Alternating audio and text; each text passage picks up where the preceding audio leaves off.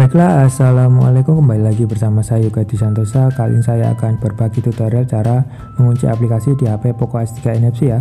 Baiklah, sebelum kita mulai mohon bantuannya untuk like, share, dan subscribe untuk membantu agar channel ini bisa berkembang menjadi lebih baik lagi. Terima kasih. Langsung saja kita ke settingan. Kemudian di sini ada about phone. Di sini versi MIUI 12.0.6 di versi Android 10.10 ya. Kemudian kita bisa ke tutorialnya, ke settingan, dan pilih menu apps ya, yang ini, dan kemudian kita pilih app locks, kemudian kita pilih turn on atau aktifkan.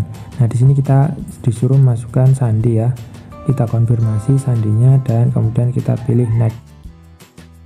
Nah, di sini kita add untuk memasukkan akun MiCloud-nya, kemudian use app lock ini adalah aplikasi yang akan dikunci, kita dicentang ya, kita hilangkan terlebih dahulu. Kemudian use app lock.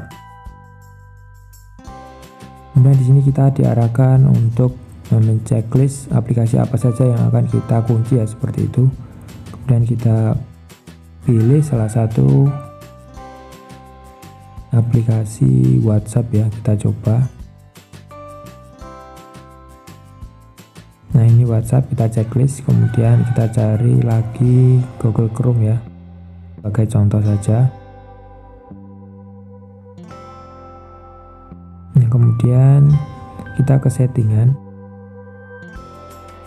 Nah, di sini app lock sudah aktif, kemudian semuanya juga sudah aktif.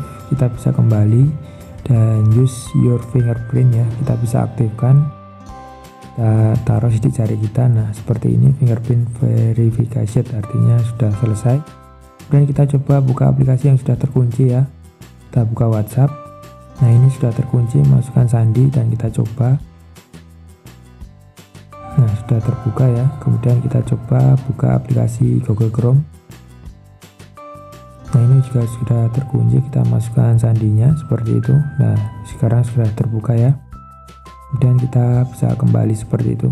Baiklah, itulah tadi tutorial cara mengunci aplikasi di HP Poco S3 NFC. Jangan lupa tekan like dan share jika bermanfaat, dan terima kasih. Wassalamualaikum warahmatullahi wabarakatuh.